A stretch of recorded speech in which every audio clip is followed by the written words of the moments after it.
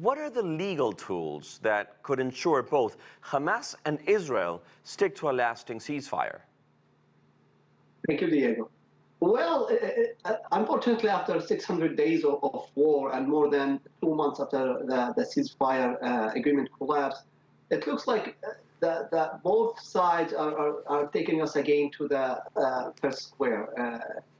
Both sides, it's not about legal issue. It's not the conflict is not a legal conflict. It was never an illegal conflict and will never be a legal conflict. Both sides need a picture of victory, unfortunately, and both sides is using their own people for that. The Israeli hostages from one side and the Palestinian in Gaza from the other side. But it's clear that what Israel is doing is a war crime in Gaza, at least for all what they are cutting all the food and water supplies to Gazan people.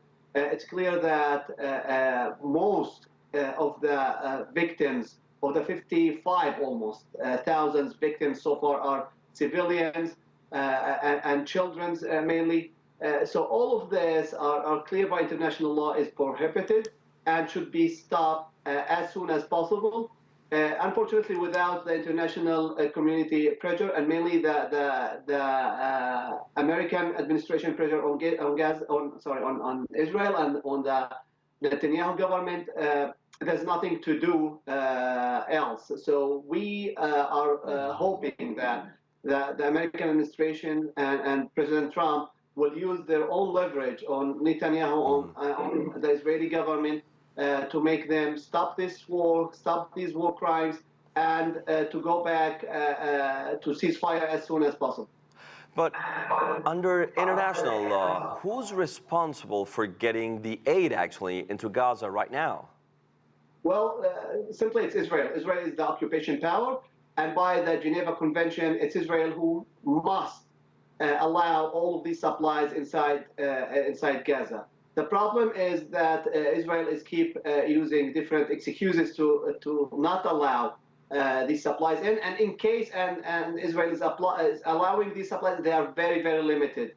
We are talking about very few trucks going inside Gaza on a daily basis, while Gaza needs hundreds of trucks on usual times without war. So the international law is clear about this. It's the Israeli occupation power who must allow these supplies going in. But again, unfortunately, without international pressure and without American pressure on Israel, the law will stay on books, and Israel will continue doing what they are doing. And in your view, what do international rules say about hostage exchange and return, as is noted by one of the sides that have seen a lot of civilians disappear into Gaza? Well, mainly the international law is talking about respecting the hostages, not killing them, and allowing them a good life conditions as possible until they will be released. So swapping war prisoners or hostages is not part of the international law in general, but the spirit of the international law is talking that to respect these humans and to allow to return them to their families as soon as possible after or during even the wartime. The problem now that even the international law is talking about, we are not talking about the hostages here. We are talking about 2 million Gazan people and who are living under bombs and under fire for the last 600 days. So we need to talk in general here, and we need to think that humanity is something very, very important for everybody as soon as they are civilians of Gaza or the Israeli hostages.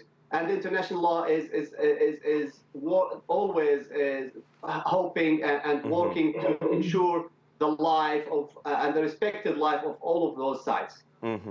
Moien Odeh, thank you so much. Great having you. Thank you, dear.